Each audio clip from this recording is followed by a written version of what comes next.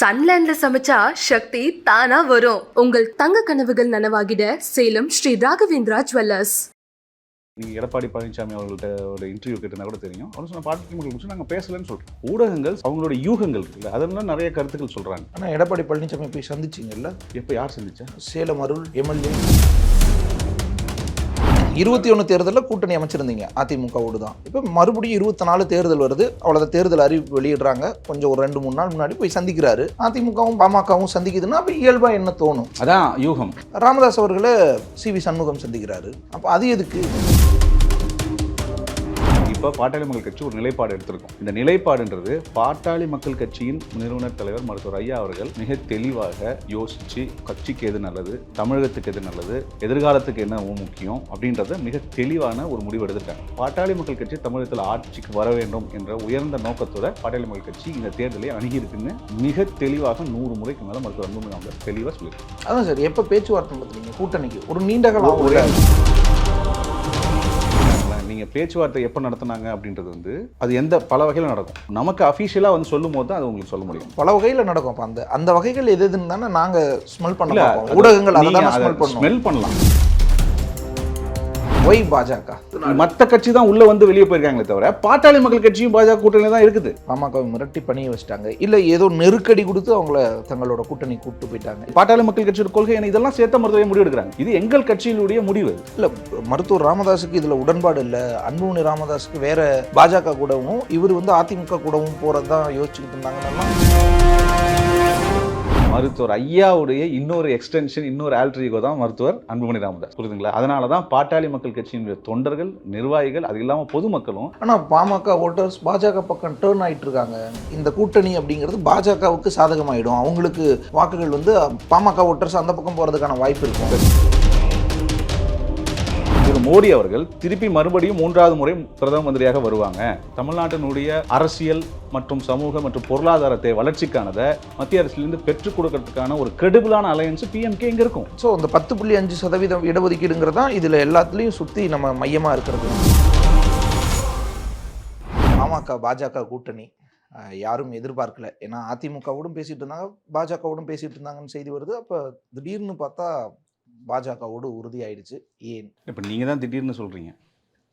மருத்துவர் அன்புமணி ராமதாஸ் பாட்டாளி மக்கள் கட்சியின் தலைவர் அவர்கள் கடந்த 2 ஆண்டுகளாக நீங்கள் எந்த ப்ரெஸ் இன்டர்வியூஸ் பார்த்துருந்தீங்கன்னா தெரியும், கூட்டணியை பற்றி கேட்கும்போது சொல்லுவாங்க, 2026ஆம் ஆண்டு சட்டமன்ற தேர்தலில் பாட்டாளி மக்கள் கட்சியின் தலைமையில் கூட்டணி ஆட்சி அமைவதற்கு நாங்கள் வந்து தயார்படுறோம். அதுக்கு ஏற்ற மாதிரி வியூகங்களை 2024 பாராளுமன்ற தேர்தலில் நாங்கள் முடிவெடுப்போம் அப்படின்னு தொடர்ந்து ஒரு முறை அல்ல, 2 முறை இல்லை, கிட்டத்தட்ட 100 முறைக்கு மேலே ஊடகங்கள் வாயிலாக மிக தெளிவாக பாட்டாளி மக்கள் கட்சி நிலைப்பாடை சொல்லிட்டு இருந்தாங்க. இந்த பிப்ரவரி மாதம் 1ஆம் தேதி பாட்டாளி மக்கள் கட்சியின் பொதுக்குழு நடத்தும் போது மருத்துவர் ஐயா அவர்களுக்கு பாட்டாளி மக்கள் கட்சியின் அதிகாரம் மொத்தம் ஐயாட்ட கொடுத்து, ஐயா கூட்டணி சம்பந்தமான முடிவெடுப்பாங்க, மருத்துவர் ஐயா அவர்கள் எப்போ தகுந்த நேரத்துக்கு அறிவிப்பாங்க அப்படின்னு சொல்லியாச்சு. ஸோ அதன்படி தான் எனக்கு திடீர்னு இல்லை.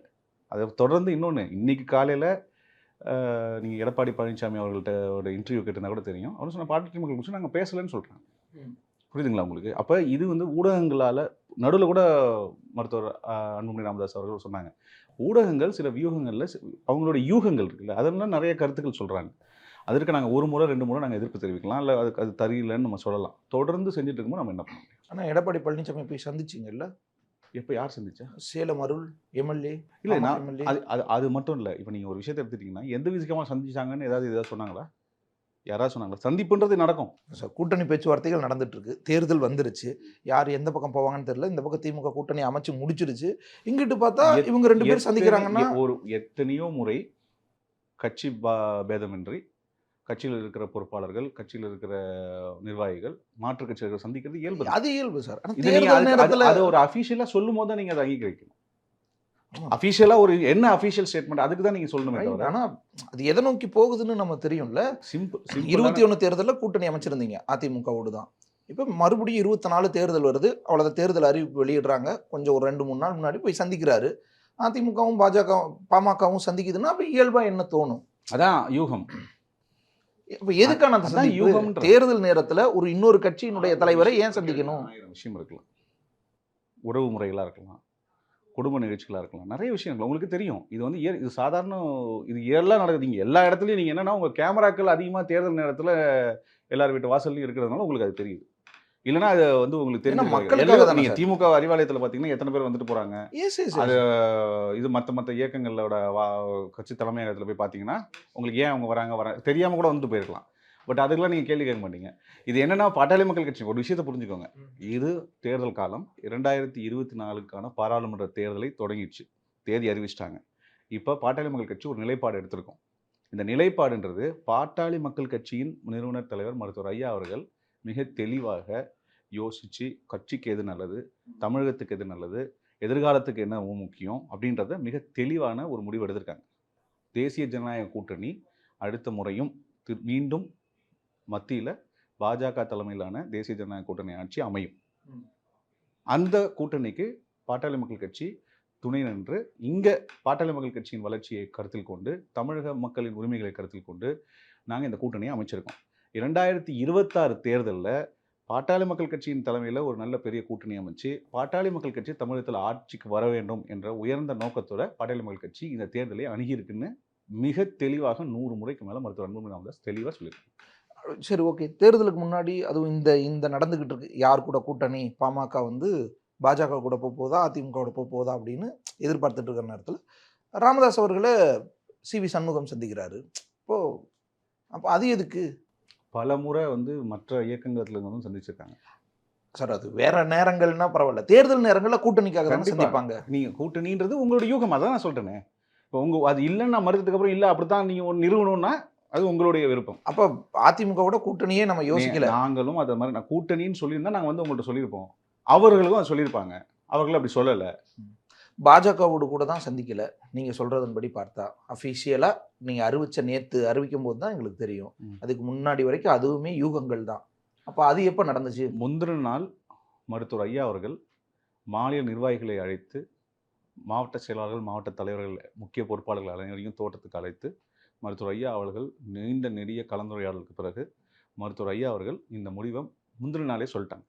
மறுநாள் காலையில் தான் இந்த கூட்டணி பேச்சுவார்த்தைகள், கூட்டணி என்ன ஒப்பந்தம்லாம் காலையில் நடந்து பொதுமக்கள் முன்னாடி பார்வைக்கு வந்தது. அதான் சார், எப்போ பேச்சுவார்த்தை நடத்துறீங்க கூட்டணிக்கு? ஒரு நீண்ட காலம். ஒரே நிமிஷங்களேன். நீங்கள் பேச்சுவார்த்தை எப்போ நடத்துனாங்க அப்படின்றது வந்து அது வந்து எப்போ அது எந்த பல வகையில் நடக்கும், புரியுதுங்களா? நமக்கு அஃபிஷியலாக வந்து சொல்லும் போது தான் அது உங்களுக்கு சொல்ல முடியும். பல வகையில் நடக்கும். அந்த வகைகள் எதுன்னு தானே நாங்கள் ஸ்மெல் பண்ணலாம். ஊடகங்கள் அதை தான் ஸ்மெல் பண்ணலாம். ஆனால் யூகமாக ஒரு கதையோ ஒரு கட்டுக்கதையோ எங்கேயாவது வர்ற ஒரு என்ன சொல்கிறது சுவாரஸ்யத்துக்காகவோ நம்ம வந்து டிஆர்பிக்காகவோ வியூவர்ஷிப் நிறைய ஆகணுன்றதுக்காக நிறைய தம்ப்நெயில் வச்சு நானும் பார்த்துட்டேன் தமிழகத்தில் இது வந்து ஒரு அஜெண்டா ட்ரிவனாக இருக்கும் சில நேரம். அப்படி இல்லைன்னா கிளிக் பைட்டு எதையாவது ஒரு தம்ப்நெயில் வச்சுக்கிட்டு லிங்கை கிளிக் பண்ணால் நம்மளுக்கு வியூவர்ஸ் வருமா, இதெல்லாம் நடக்குது. இது வந்து நீங்களும் சொல்ல முடியாது. இப்போ ஒரு வியூவர்ஷிப்புக்காக என்ன கேள்வி வேணாலும் கேட்கலாம், இல்லை என்ன மாதிரியான ஒரு பொசிஷன். ஆனால் ஒரு அரசு பாட்டாளி மக்கள் கட்சியின் செய்தி தொடர்பாளராக வந்து ஒரு விஷயத்தை நான் சொல்கிறேன். அதை நீங்கள் ஏற்றுக்காத ஒரு விஷயம். இதுதான் எங்கள் நிலைப்பாடு, நாங்கள் சொல்லிட்டோம், அவ்வளோதான். ஏன்னா இப்போ பாஜகவோட கூட்டணி பாமக பேசிட்டு இருக்குன்றதும் இதே மாதிரியான ஒரு யூகம் தான் நடந்துருச்சு. நடந்ததுக்கு அப்புறம் அஃபிஷியலாக அக்ரிமெண்ட் சைன் பண்ணதுக்கப்புறம் உங்களுக்கு செய்தியில் வெளியே வந்துருச்சு. இந்த பக்கம் வராதனால அது இல்லை, டினைஸ், அது டினை பண்ணது தான். ஓகே. சரி, ஒய் பாஜக? இப்போ நீங்கள் ஒரு விஷயம் எடுத்துக்கோங்களேன். பாட்டாளி மக்கள் கட்சி 2014ஆம் ஆண்டு நடந்த பாராளுமன்ற தேர்தலில் பாட்டாளி மக்கள் கட்சி, பாஜக, தேமுதிக, மதிமுக இவங்க எல்லாம் கூட்டணி அமைச்சு தமிழ்நாட்டில் 18.5% ஓட்டெடுத்து தமிழ்நாட்டில் முதல் முறையாக அதிமுக திமுக அல்லாத ஒரு கூட்டணி 2 தொகுதிகளை வென்றது. தமிழக வரலாற்றில் முதல் முறையாக தருமபுரியில் மருத்துவர் அன்புமணி ராமதாஸ் அவர்களும் கன்னியாகுமரியில் திரு பொன் ராதாகிருஷ்ணன் அவர்களும் வெற்றி பெற்றாங்க. 2019 தேர்தலில் அதே கூட்டணியில் தான் பாமக பாஜக இருந்தாங்க. அதிமுக அதில் வராங்க. மதிமுக எங்கே போயிட்டாங்க. திருப்பி 2024 நாங்கள் அதில் தொடர்றோம். இப்போ அதிமுக வெளியே போயிருக்காங்க. ஸோ பாஜகங்கிறது நேச்சுரல் அலையன்ஸ்ன்றீங்க. நான் சொன்னது இப்போ நீங்கள் அது என்ன 14, 19, 20 அலையன்ஸ் ஒரு விஷயங்கள் வந்து நேச்சுரலாக ஆர்டிஃபிஷியலான்றது கிடையாது. ஒரு விஷயம் ஞாபகம் வச்சுக்கோங்க. நேச்சுரல் அலையன்ஸாக இருக்கிறதுனால தான் இது இருக்கும். ஆர்டிஃபிஷியல் அலையன்ஸ் இப்போ நீங்கள் வந்து ஒரு விஷயம், நீங்கள் நேச்சுரல் ஆர்டிஃபிஷியலுக்கு என்ன டிஃப்ரென்ஸ் சொல்ல போறீங்க சொல்லுங்களேன். இப்போ இந்தியா கூட்டணி எடுத்துக்கோங்க தமிழ்நாட்டில், அது நேச்சுரலா ஆர்டிஃபிஷியலா?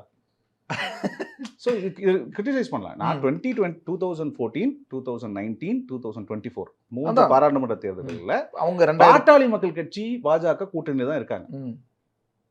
அவங்களும் சொல்லலாம் மற்ற 2004, கட்சிகள் உள்ள வராங்க, அவங்க 2009, போறாங்க. நீங்க என்ன 19, தெரியுமா? 24. மற்ற கட்சி தான் உள்ள வந்து வெளியே போயிருக்காங்களே தவிர பாட்டாளி மக்கள் கட்சியும் பாஜக கூட்டணியில தான் இருக்குது. சோ எங்க கூட்டணிக்குள்ள அதிமுக நீங்க வந்துச்சு போச்சு, மதிமுக அவ்வளவுதான். வந்துச்சு போச்சு. அவ்வளவு. அததான் நீங்க அசஸ் பண்ணாலே அதானே. நீங்க போய் எடுத்து பாருங்க.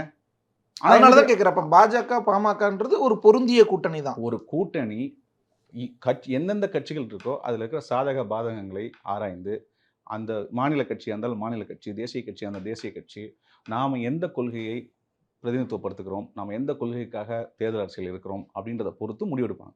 பாட்டாளி மக்கள் கட்சியும் மருத்துவர் ஐயா அவர்கள் தலைமையில் தெளிவாக ஒவ்வொரு தேர்தலையும் கொள்கைகளை நாங்கள் வந்து எக்காரணத்திலும் வந்து நாங்கள் வந்து சமரசம் பண்ணிக்காம, அதே சமயத்தில் பாட்டாளி மக்கள் கட்சியினுடைய பிரதிநிதித்துவம், பாட்டாளி மக்கள் கட்சியுடைய கோரிக்கை, பாட்டாளி மக்கள் கட்சி எதற்காக பிரதிநிதித்துவப்படுத்தப்படுகிறதோ அந்தவருடைய விஷயங்களை சமரசமின்றி நாங்கள் வந்து போராடிட்டு இருக்கோம். தேர்தல் அரசியலை சந்திச்சுட்டு இருக்கோம். ஆனா சார் மிரட்டி கூப்பிட்டாங்க, பாமகவை மிரட்டி பணிய வச்சிட்டாங்க, இல்ல ஏதோ நெருக்கடி கொடுத்து அவங்கள தங்களோட கூட்டணி கூப்பிட்டு போயிட்டாங்க, இப்படி ஒரு விமர்சனத்தை வைக்கிறாங்க. விமர்சனங்கள் அப்படி தான் வைப்பாங்க. இப்போ வந்து எப்படி மற்ற தமிழ்நாட்டில் இருக்கிற மற்ற கூட்டணி கூட வச்சுக்கோங்க. 2014 கூட 2016, 2011 இதே தான் சொன்னாங்க. அறிவாலயத்துக்கு மேலே காங்கிரஸ் ஆட்சி சிபிஐ ஆஃபீஸர்ஸ் உட்கார வச்சுக்கிட்டு அறிவாலயத்தை வந்து நெருக்கி 60 சீட்டு வாங்கினாங்கன்னு சொன்னாங்க 2011.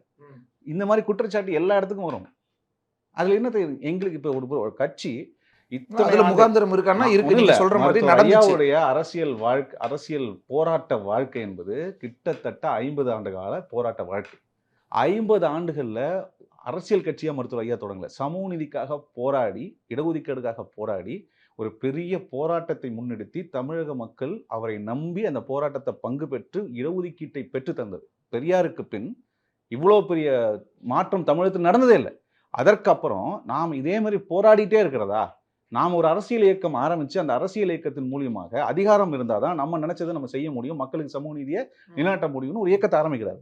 எத்தனை தேர்தலை செஞ்சிருக்கார், எத்தனை கட்சிகள், தேசிய கட்சிகள், மாநில கட்சிகள், தேசிய தலைவர்கள், மாநில தலைவர்கள், அதாவது வாஜ்பாய் அவர்கள், ராஜீவ்காந்தி அவர்கள், இந்திரா காந்தி அவர்கள் காலத்திலேருந்து இன்னைக்கு இருக்கிற ராகுல் காந்தி, மோடி அவர்கள் வரைக்கும் தமிழ்நாட்டில் வந்து எம்ஜிஆர், ஜெயலலிதா, கருணாநிதி அவர்கள் இத்தனை பேரையும் பார்த்தவர் மருத்துவர் ஐயா அவர்கள். எவ்வளோ பெரிய அனுபவம் இருக்கும், எது நல்லது எது கெட்டதுன்றது அவர் ஐயாவுக்கு தெரியும். நேற்று சொல்லும் போது என்ன சொல்கிறாங்க, இந்தியாவிலேயே மிக மூத்த அரசியல் தலைவர் மருத்துவர் ஐயா அவர்கள் என்று பிரதம மந்திரியே சொல்கிறாங்க. அந்த மாதிரி அதே மாதிரி மிக திறமையான ஒரு இளம் தலைவர் மருத்துவர் அன்புமணி சொல்கிறாங்க. இது அங்கீகாரம். இதுதான் வந்து அதை மதிச்சு வரும்போது அதற்கான இது பாட்டாளி மக்கள் கட்சியோட கொள்கை இதெல்லாம் சேர்த்த மருத்துவரை முடிவெடுக்கிறாங்க. இது எங்கள் கட்சியினுடைய முடிவு.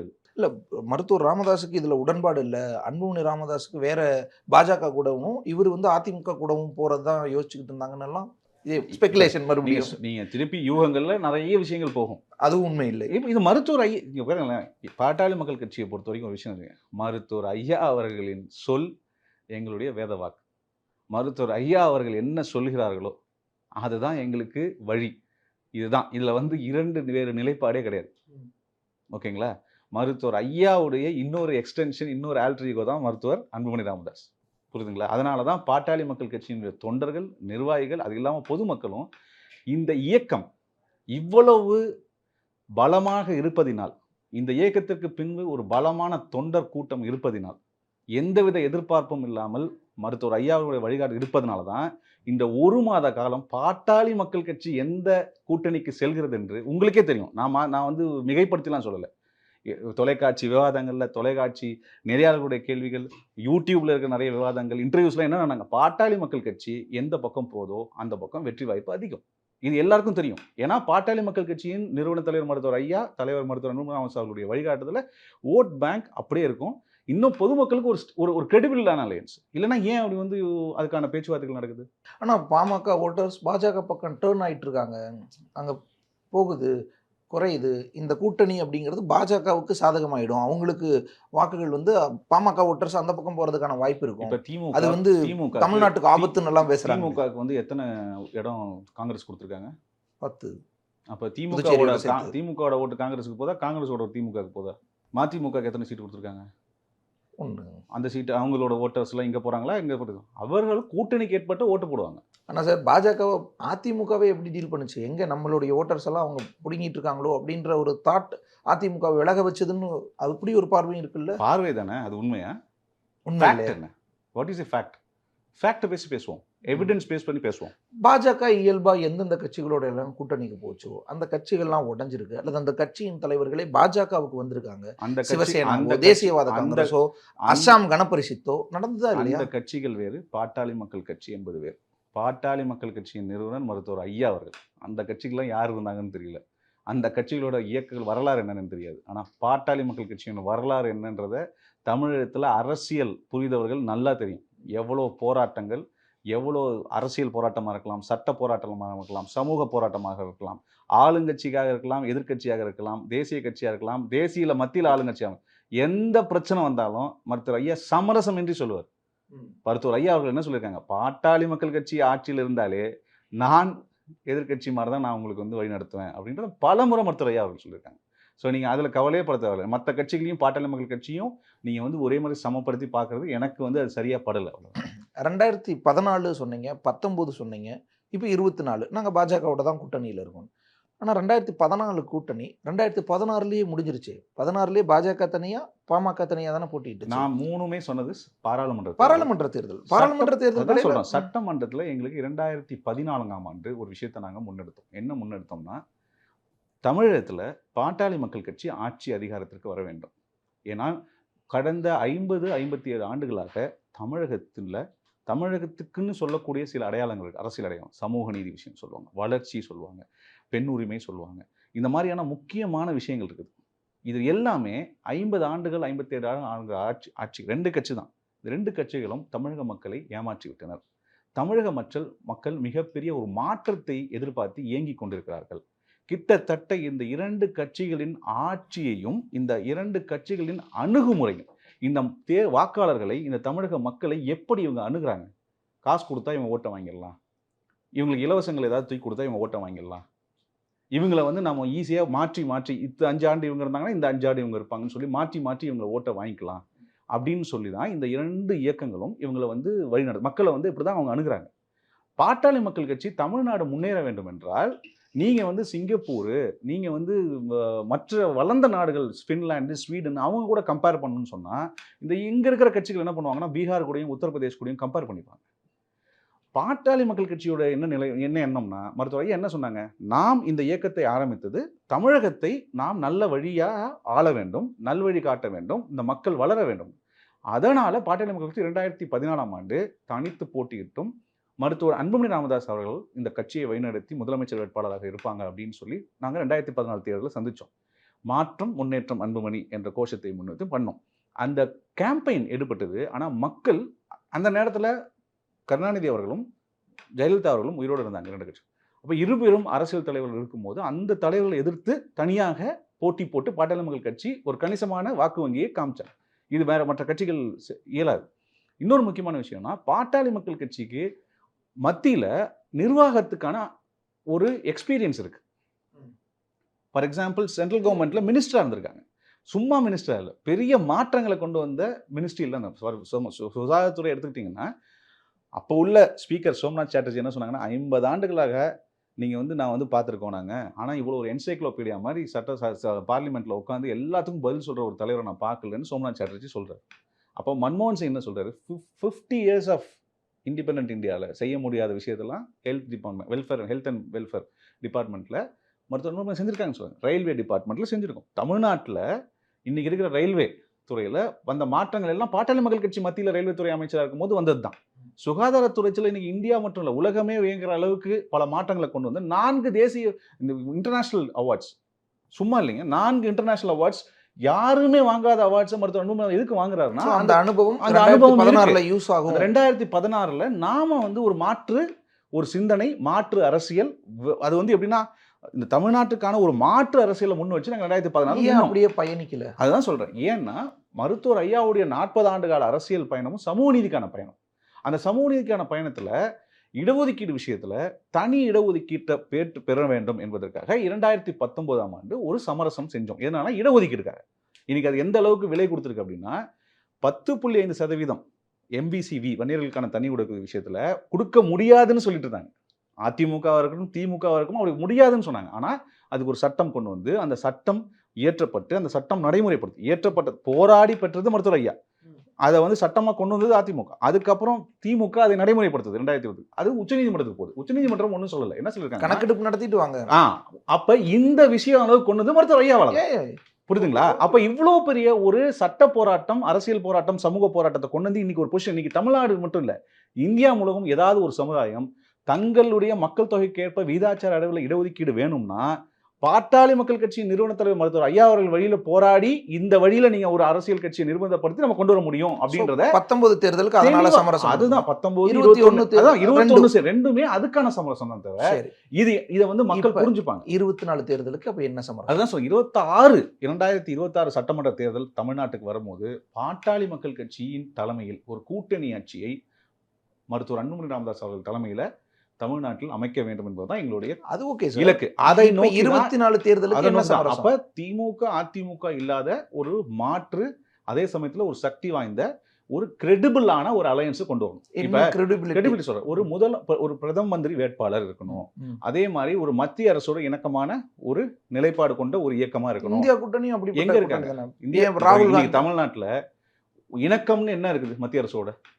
நீங்க சரியில்லாத மத்திய அரசு மாறிடுச்சுன்னா மத்திய அரசு மாறிடுச்சுனான்ற யூகம் வேற, மாறாதுன்றதுதான் எங்களுக்கோட கருத்து. ஓகே, புரியுதுங்களா? மாறாது.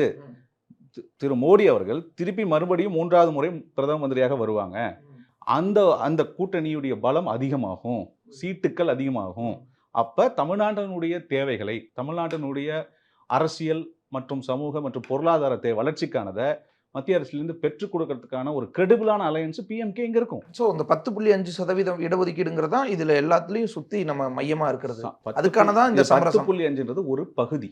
ஆனா நீங்க புரிஞ்சுக்கணும், முதன்மையான பகுதி சமூக நீதின்றது மிகப்பெரிய விஷயங்க சார். அதுல இப்ப முதல் பாயிண்ட் அதுதானே. சமூக நீதின்றது ஒரு மிகப்பெரிய விஷயம். அரசியல் இலக்கு, ஒரு சமூகத்தின் இலக்கு, ஓகேங்களா, ஒரு வளர்ச்சிக்கான இலக்கு. அதுல பல அங்கங்கள் இருக்கு, பல விஷயங்கள் இருக்கு. அதுல ஒண்ணு இது. அதுல இடஒதுக்கீடு என்பது ஒரு அங்கம் தான், ஒரே ஒரு பகுதி தான், ஒரு இன்கிரிடியன்ட்.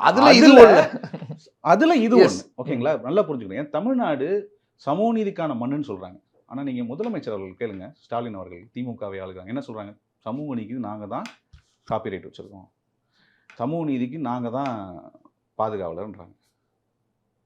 தமிழ்நாடு அரசுக்கு ஒரு சட்டம் 2008 ஒரு சட்டம் கொண்டு வராங்க. தமிழ்நாடு அரசுல மத்தியிலே இருக்குது. தமிழக முதலமைச்சர் தமிழ்நாட்டுக்குள்ள சட்டம் இயற்றுகின்ற அதிகாரத்தை பயன்படுத்தி ஸ்டாட்டிஸ்டிக்கல் ஆக்ட் ஆஃப் இந்தியா 2008 பயன்படுத்தி தமிழ்நாட்டில் சாதிவாரி மக்கள் தொகை கணக்கை எடுக்கலாம். சமூக நீதி நிலைநாட்டத்துக்கு மிகப்பெரிய விஷயம் அது. சமூக நீதினா வேற இடஒதுக்கீடு மட்டும் இல்லை, எந்தெந்த சமூகங்கள் அவர்களுடைய சமூக நிலை என்ன, பொருளாதார நிலை என்ன, கல்வி நிலை என்ன, அவர்களுடைய வருமானம் என்ன, எல்லா விஷயத்திலையும் தமிழகத்தினுடைய எல்லா மக்களுடைய ஒரு இண்டிகேட்டர்ஸை எடுக்கலாம். எடுத்து அதற்கு தகுந்தாற் போர் நீங்க என்ன பண்ணலாம்? திட்டங்களை இயக்கலாம், திட்டங்களை கொண்டு வரலாம், திட்டங்களை நடைமுறைப்படுத்தலாம். இதை முடியாதுன்னு சொல்றாருங்க தமிழக முதலமைச்சர். இந்த அதிகாரத்தை தாரை வாக்குறாரு கொண்டு போய் சென்ட்ரல் கவர்மெண்ட் கிட்ட. அப்ப இவர்கள் என்ன சமூக நீதிக்காக நிக்கிறாங்க? ஸோ இப்போ நாங்க நடத்துவோம் அதை அப்படின்ற அந்த நோக்கத்துல நம்ம இப்படி ஒரு முயற்சி எங்க இருக்கிறோமோ அதை நடத்த வைக்கணும். பாஜகவை நடத்த பாஜகவுக்கு ஒரு விஷயம் இருக்குது. பாஜக என்ன பிரச்சனை அப்படின்னா, பிரச்சனைன்றது நான் ஒரு இஷ்யூவா சொல்ல, அவர்கள் சாதிவாரி மக்கள் தொகை கணக்கெடுப்பு எடுப்பாங்களான்னு கேட்டா 2011 எடுத்த காங்கிரஸ் கொடுத்தது சோஷியோ எக்கனாமிக் சென்சஸ். அந்த சென்சஸ் எடுக்க வச்சதே மருத்துவர் அன்புமணி ராமதாஸ் அவர்கள் தலைமையில் 2008 150க்கும் மேற்பட்ட எம்பிக்கள், ஓபிசி எம்பிக்களை கூட்டு போயிட்டு அன்னைக்கு இருந்த ஹோம் மினிஸ்டர் சிவராஜ் பட்டேலை பார்த்து நீங்க இந்த மாதிரி சர்வே எடுக்கணும்னு சொல்லி 2008 சொன்னாங்க. அதுதான் 2011 மாத்தி எப்படி எடுத்துட்டாங்கன்னா சோஷியோ எக்கனாமிக் சென்சஸ் எடுத்துட்டாங்க. அதற்கான தரவுகளே இன்னும் வெளியில வரல. ஏன்னா 2011 2014 வரைக்கும் காங்கிரஸ் ஆட்சி UPA 2 இருந்தது. அதற்கப்புறம் NDA கவர்மெண்ட் வந்துருச்சு. NDA கவர்மெண்ட்லேயே அதை வெளியிடல. இப்போ என்னன்னா இவர்கள் சாதிவாரி மக்கள் தொகை கணக்கு எடுக்கணும் திடீர்னு இப்போ ராகுல் காந்தி அதை விஷயத்த சொல்றாரு. பிரதமர் மோடி எதிர்க்கிறாரு, பிரதமர் மோடி எடுக்கிறார். இப்போ என்னன்னா ராகுல் காந்திக்கு திடீர்னு ஒரு விழிப்புணர்வு. அவர் எதிர்கட்சி விட்டுருங்க, அவரை நம்ம விமர்சிச்சுப்போம். ஏன் பிரதமர் மோடி காரணம் இருக்கு, வரலாறு இருக்குதுங்க. இன்னைக்கு என்ன சொல்றாரு ராகுல் காந்தி? இந்தியாவில் கேபினட் செக்ரட்டேரியட்ல, சென்ட்ரல் செக்ரட்டேரியட்ல IAS அதிகாரிகள் ஓபிசிக்கு முக்கியத்துவமே இல்லாம இருக்கு, SC ST முக்கியத்துவம் இருக்காங்க. இதெல்லாம் யார் எப்ப? அவங்க தான் சார், எல்லாத்துக்கும் அவங்க தான் காரணம். மோடி சொல்லி முடிச்சிருங்க. 1955 காக்கா கலேக்கர் கமிட்டி முதல் OBC கமிஷன் அவர் ரெக்கமெண்டேஷன் கொடுக்கணுங்க. நேரு OBC ரிஜெக்ட் பண்ணிடுறாரு. நேரு தூக்கி குப்பையில போடுறாரு. Okay. ரிஜெக்ட் பண்றது வேற. நான் சொல்றேன் கேளுங்க. குப்பையிலேயே ரெண்டாவது போட்டுறாரு. 1980 மண்டல் ஆணையம் அமைத்தது அப்ப உள்ள ஜேபி கவர்மெண்ட். ஓகேங்களா? அப்ப ஒரு கவர்மெண்ட் நடந்தது 2 ஆண்டுகள். மொரார்ஜி தேசாய், மொரார்ஜி தேசாய் கவர்மெண்ட், சரண் சிங். ஆமா, okay, Janata government, Janata government. அந்த கவர்மெண்ட் ஆணையம் அமைக்கிறாங்க. மண்டல் அப்படின்ற ஒரு தலைமையில ஒரு ஆணையம், மண்டல் கமிஷன் ரிப்போர்ட்டை 1980 கொடுக்குறாங்க. ஆனா அது கொடுக்கும்போது ஆட்சி திருப்பி இந்திரா காந்தி வந்துடுறாங்க. அவங்க என்ன பண்ணாங்க? 1980 இருந்து 89 வரைக்கும் என்ன பண்ணாங்க? ரிஜெக்ட். காங்கிரஸ் நடைமுறையே மறுபடியும் படுத்தல. அடுத்து 89 திரு விபி சிங் அவர்கள், நடைமுறைப்படுத்துறாரு. காவலர் விபி சிங் அவர்கள் அவர் ஆட்சிக்கு வந்த உடனே அவர் நடைமுறைப்படுத்துறாரு. அப்ப ராஜீவ் காந்தி என்ன சொல்றாரு? Don't open the can of worms அப்படின்னு பார்லிமெண்ட்ல சொல்றாரு.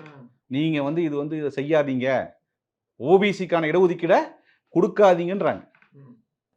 அதுக்கப்புறம் பாஜக கடுமையா எதிர்க்கிறாங்க இருங்க. அந்த மண்டல் கமிஷன் ஒரே நிமிஷம் அமல்படுத்துறத. இருங்க. பாஜகவோட நிலைப்பாடு நீங்க வந்து இடஒதுக்கீடு எதிராக இருக்கிறது எல்லாருக்கும் தெரியும். அது வேற. ஆனா நீங்க ராஜீவ் காந்தி என்ன சொன்னாருன்னு கேளுங்க. அவரும் எதிரா இருக்காரு. அடுத்தது 1993 இந்திரா சாஹனி கேஸ் வந்துச்சு. ம். கேஸ் தான் போய் அதை ஜெயிச்சிடும். 94 இருந்து 27% இடஒதுக்கீடு முதல் முறையா வேலை வாய்ப்பு, மத்திய அரசு வேலை வாய்ப்புல மட்டும்தான் இடஒதுக்கீடு வருது, கல்வியில வரல.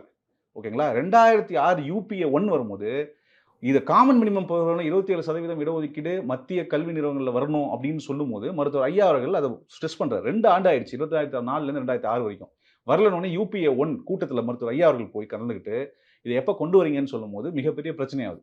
இதை நீங்க கொண்டு வந்தால் தான் நாங்கள் கூட்டணியில் இருப்போம்னு மருத்துவர் ஐயா வெளிநடப்பு செய்யறாரு. வரலாற்றிலேயே ஒரே நாளில் கூட்டணி கட்சிகள் கூட்டம் 2 முறை ஒரே நாள் நடந்தது அன்னைக்கு தான். 2006 ஜூன் மாதம், ஜூலை மாதம் நினைக்கிறேன். அந்த நாட்டில் நாங்கள் கொண்டு வரோம்னு சொல்லி 27% ஓபிசிக்கு மத்திய central education institution reservation for other backward class ஆக்டை கொண்டு வந்தது ஐயாவினால். சன்லேண்ட்ல சமைச்சா சக்தி தானா வரும். உங்கள் தங்க கனவுகள் நனவாகிட சேலம் ஸ்ரீ ராகவேந்திரா ஜுவல்லர்ஸ்.